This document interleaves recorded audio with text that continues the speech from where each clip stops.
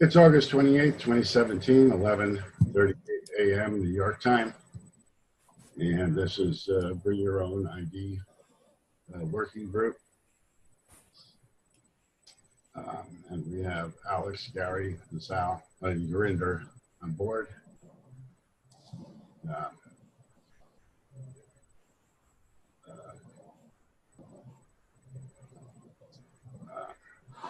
I'm not sure we have a quorum here to make decisions, but we'll open Kit here is sort of the BYOID project.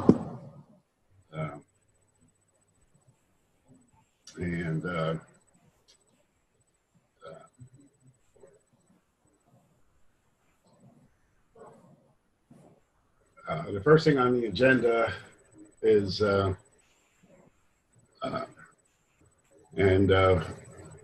please, the bad notes on the agenda document. If you don't have it handy, I'll put it in the chat.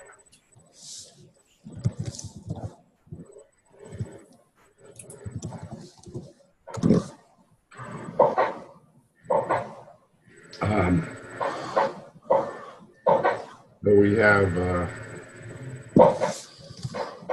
the first issue I had was the BYOID or BYOID choice, because some of us use one, some of us use the other, and rather than just keep changing things back and forth, we should decide one way or the other. I don't like the first one. I don't like to use uppercase letters for anything but the first letter, or for all the letters, but never the way they've been mixed upper and lower in that first expression. Okay, I guess I'll just that same feeling. When I don't know who started using BYOID lowercase, but it seemed much more parsable and clear what it meant. It seemed to show the meaning a lot better. Whereas BYOID doesn't really tell you what it means. One more reason I don't like that first is because some crazy spelling checkers will see that as a mistake and correct it to the second one. So I just rather go with the second one to begin with. And I'm not kidding about that, because that happened to me with the word R-chain. I don't like the way we've decided to go uppercase R, uppercase C, lowercase H-I-A-N. Yeah, I think it's a it's a personal thing. What do you say, Alex? Do you have any idea on it? I vote for uppercase. Gurinder? You're on mute, Gurinder. Are you? Yeah, no, I'm fine either way. It's not right now. I'm just watching you guys. You have any? You don't have any preference? No, I don't. So I'm just fine for now. We'll worry about branding later. Okay. So.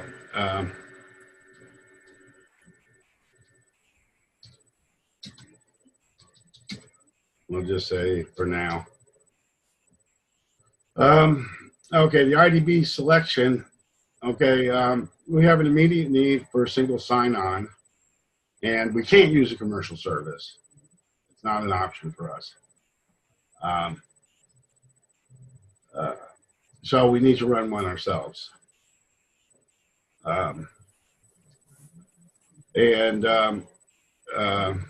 We went through a lot of them here that we talked about last time, and we still want to investigate those and maybe stand them up. One of the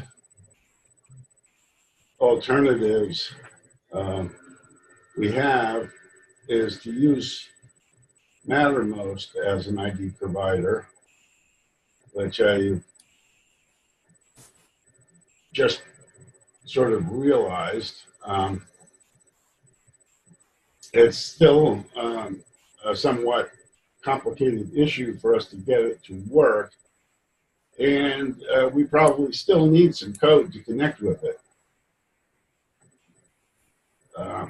So it's an OAuth2 service provider, which is essentially OpenID. Connect.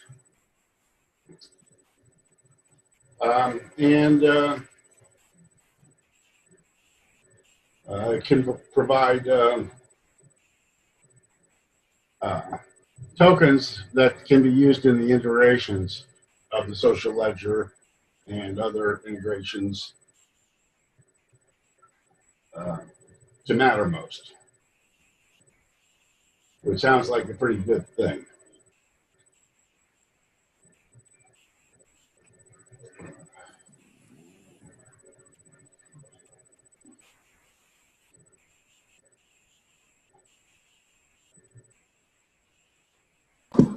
So we have. If this is where the action is, I think I make a vote for that for simplicity's sake. Okay, so we had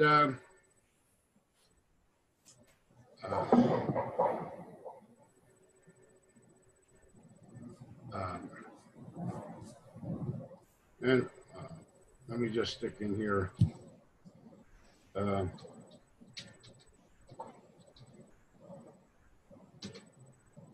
Should we meet at the new our chain group on Thursday? For the next meeting, we get that over with while I'm thinking about it. I don't know about that. I can be there. That's going to be late for me. Yeah, 2 p.m. is okay for me, but I realize that if we get that late in the day, we miss most of Europe.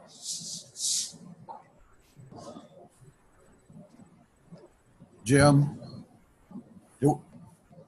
But I guess that's a decision for our chain if we want to change it earlier.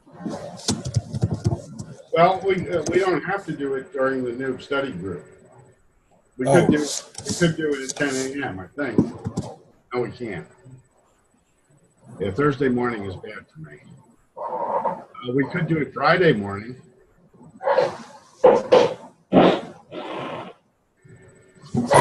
I thought we had an informal group set up for Friday morning anyway. We do. Okay, that's fine with me. Let's do it. Friday at 9 a.m.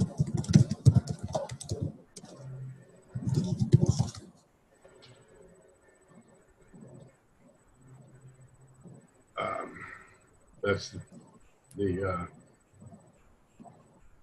30 second. I gotta add.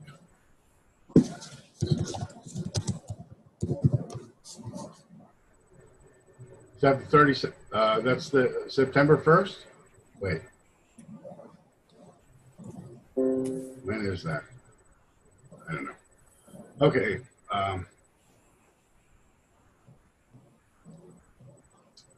Let me get a calendar. So,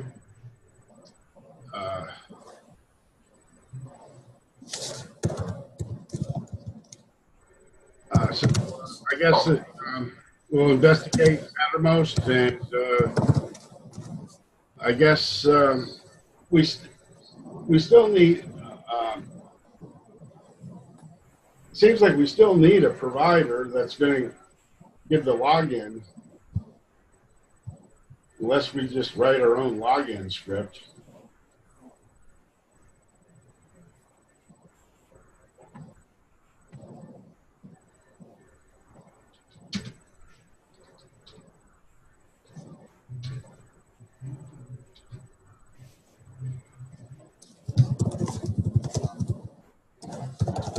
So I guess I'll look into that, I guess. Unless somebody wants to look into that as well.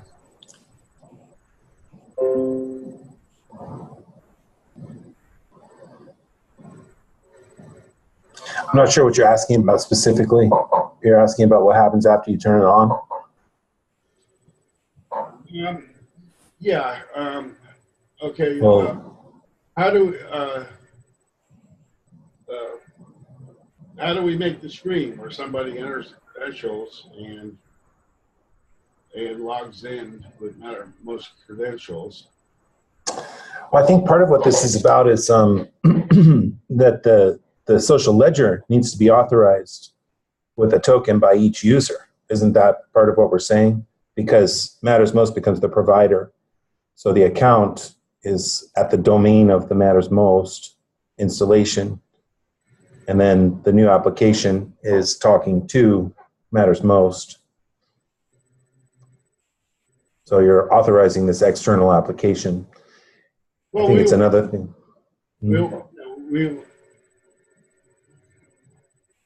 I think we want to know that the user at the terminal has authenticated on Mattermost as a certain user. Those use So that's both. what. Okay. So we have a login, and we have a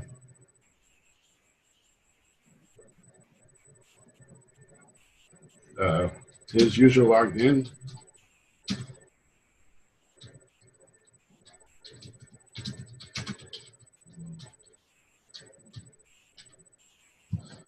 Now that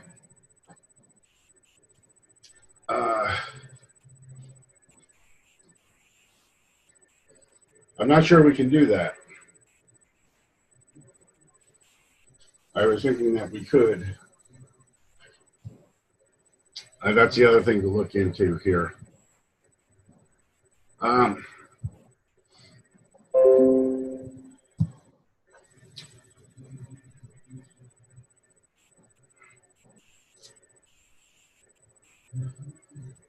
Okay, so next week, I mean on Friday, we'll try to figure out how we can do that. In the meantime, we communicate in the identity channel, and I guess the issue is which identity channel are we going to use? And oh yeah, we didn't get to the second agenda item, the next agenda item. Do we have it here? We don't have it here. What's the next agenda item? Oh, I had intended another agenda item put here, which I guess I can put at the bottom since we got through this. I'll put it before you.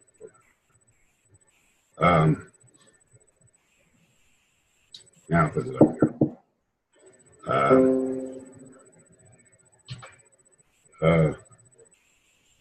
Oh, yeah, we have it right in the first agenda item. Sorry. Okay, we have a Mattermost team. And here's an invite link for it. Okay, and if you're in Dividend Mattermost, you can just join it. It's bring your own ID. I haven't used it before, but because the project spans a number of communities, solving a common set of problems with identity, that I created a separate team, which will have a separate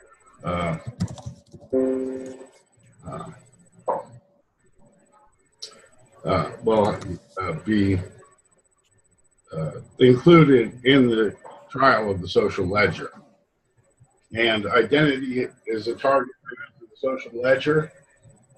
The ability to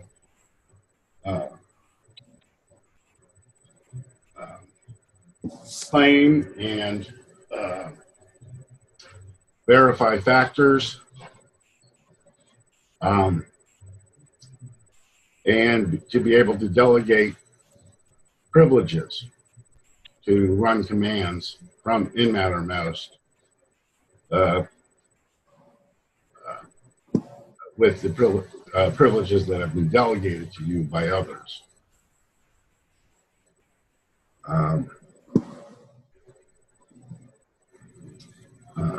So I'm hoping we can move our interactions here, add our activities to the social ledger, and if we look briefly here. Oops, why am I in here?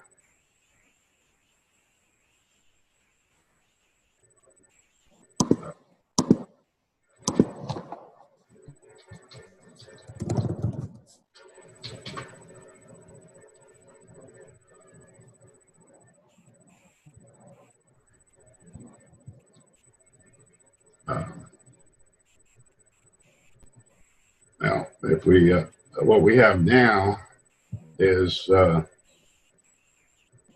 we have the Digilight, the lab, like lab. We have the DAO, and we have the Git teams in the system. Now, within the DiviDAO, we have, I do have an R-Chain group here, but today I'm going to connect the R-Chain Mattermost to this one. So that'll, I don't know what's going to happen when we mix one instance of Mattermost into the same diagram. This will still say DiviDAO, but the whole R-Chain Slack will be another circle in here. I mean, R-Chain Mattermost will be another circle in here. In here, we also have the current identity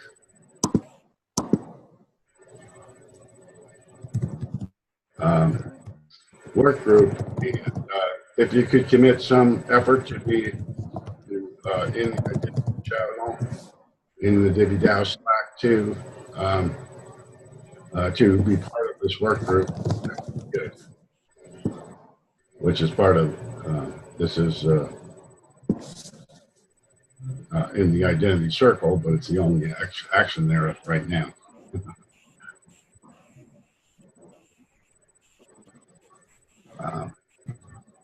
Which is where I should have gone from in the first place.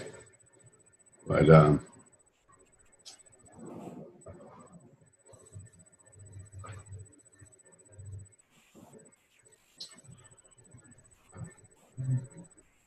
think it's great. I'm in the channel. I don't see the dig commands are live yet. I haven't hooked it up with the dig commands yet. I'm sorry. I have to do. Busy. Yeah, I got a lot to do. I just wanted to show you this quickly. This is a collaborative decision matrix where we have Cloudtron, Subtide, Mattermost, Considerate, Matrix, and other alternatives, and different criteria requirements we have for them. And the idea is to get multiple people. Everybody who comes in here has their own sliders, and we sort of a point for discussion on that. But that's certainly in the side that that was pretty neat, Jim. Could you put that link in the chat? Yeah.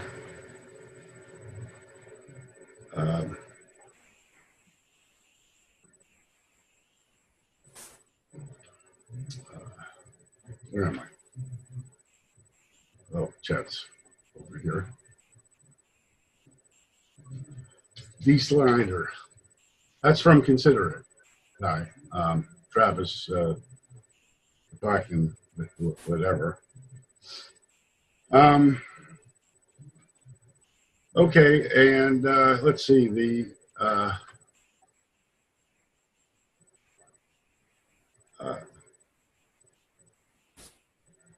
So I just want you to try to get people in the team to add activities in there, and of course I have to enable the /dig command first. So I guess I'll put something in there.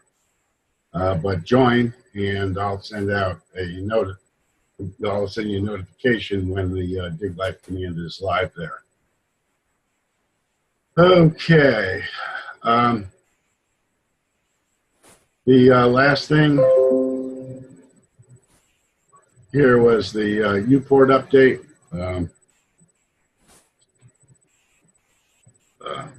UPort's not an IDP; doesn't go in that category. It's a cool system.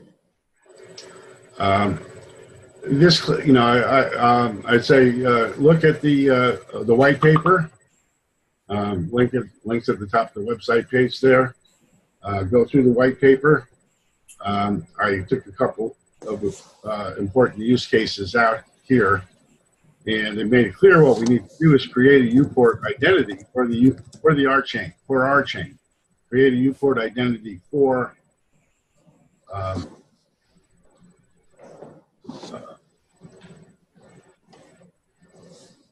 don't know where the rest of my notes are. Divi, and all of our entities need need an identity, and we onboard our members into that identity.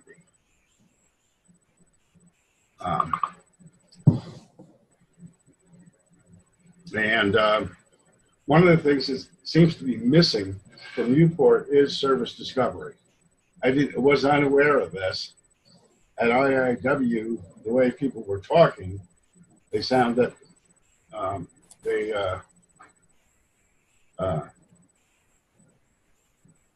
they sounded like UPort already included service discovery. And for a self-sovereign identity, the service discovery is sort of the most important thing that we need to implement. Because they use their own identity provider.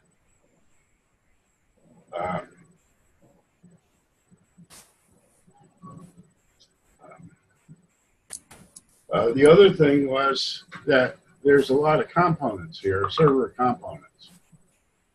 And we sort of need to get people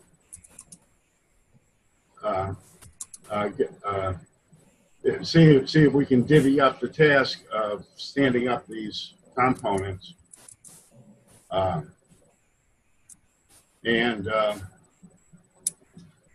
It looks like it's pretty tied to IPFS.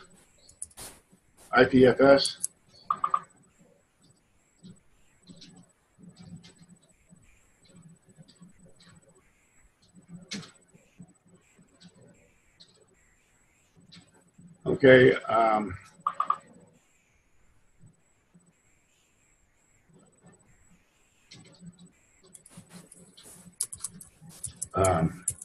Well, what big chain is tied to IPFS too, but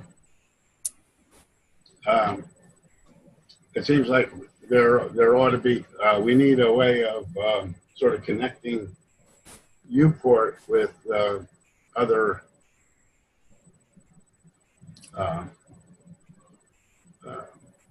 identities on the web and etc.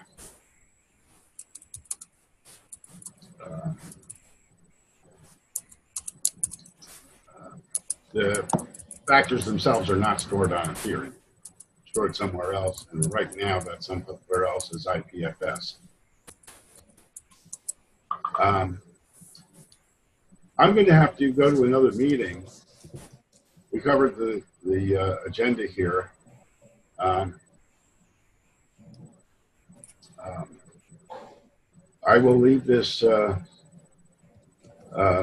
for you to continue and discuss this and leave any notes.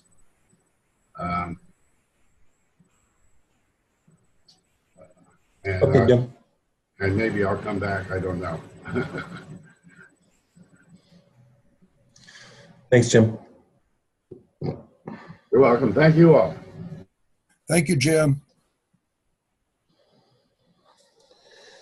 How's your learning going, Gary?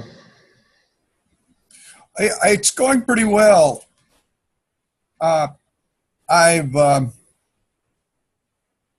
sort of stepped away from trying to grasp the pi calculus and understand Rolang and Scala. I'm one of these programmers that would rather understand the project completely before I write a line of code, and probably even more than that before I even consider a programming language. What about yourself? I'm no great programmer.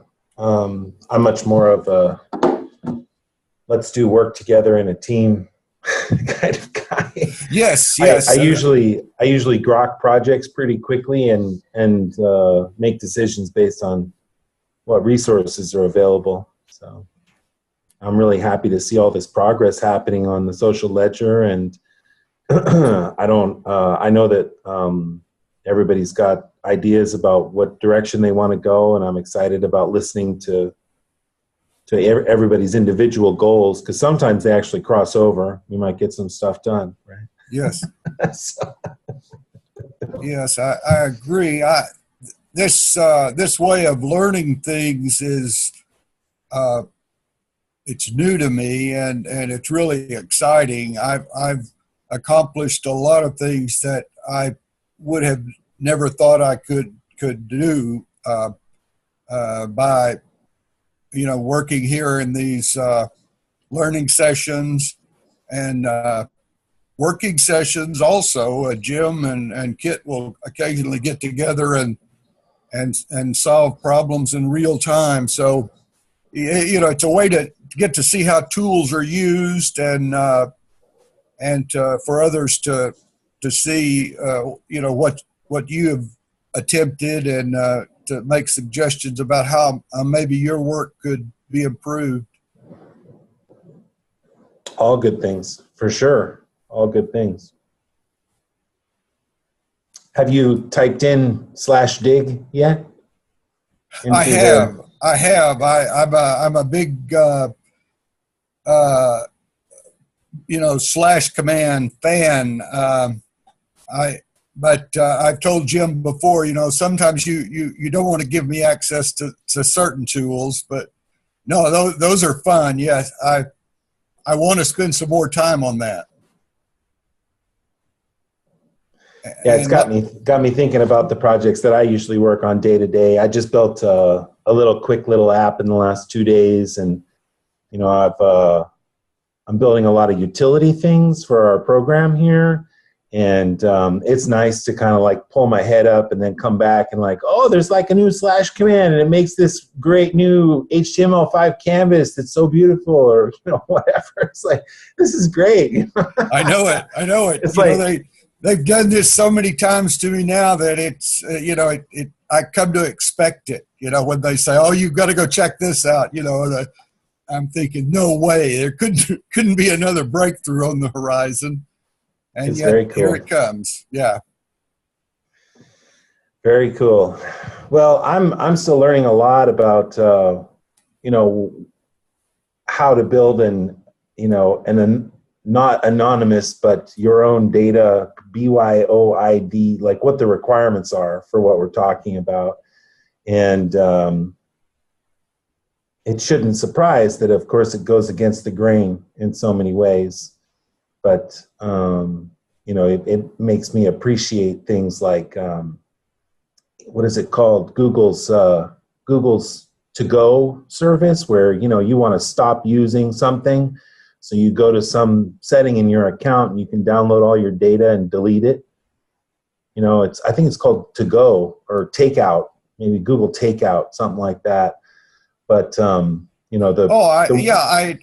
was not aware of that, but now that you mention it, I'm not surprised, because I was using Google back in the days when Google, all they did was the news groups, and I had posted a message in one of the news groups about some books I wanted to sell, and I realized shortly after that those news groups were kind of, in perpetuity. That message would never go away.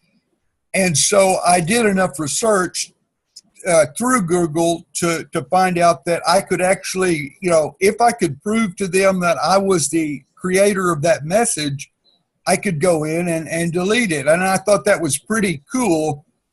However, it didn't improve or increase my use of the news groups. Those were the Wild West days. Yeah, one of their first acquisitions was HughesNet. Yes, big deal.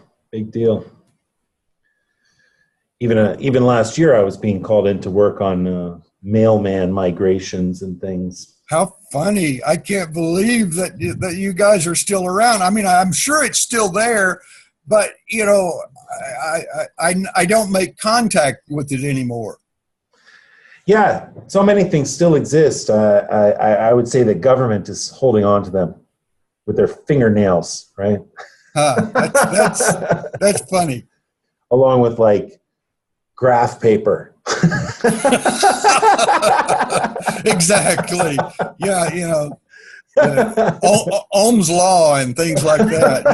You don't want to let that get out, right? That's funny. Keep things the way they are.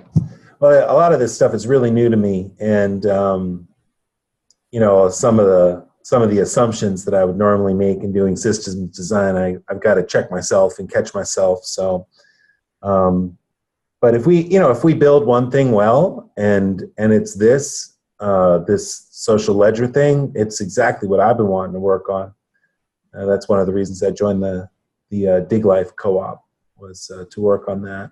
Right. And it's not just middleware. This project is not just middleware. That's kind of middleware, like add-on or something. But the fact that we're approaching the whole identity end to end, that means that people will be able to join and leave one things. So it's pretty exciting, and means a lot to us out here in the third world, for sure. Where are you located, Alex? Indonesia. I see. Yeah, I'm in Fort Worth, Texas. Not too much rain in your area, I hear, right? Oh, we wish. It's not good. Mm-hmm. But yeah, Harvey's a disaster. Fortunately, we're okay here in Fort Worth. Right. We're getting a lot of rain, but it's everyone to the south and southeast of us are really suffering. Yeah, they're swimming. They're talking about 200,000 requests for aid. Oh my gosh. Yeah, which is I think they said.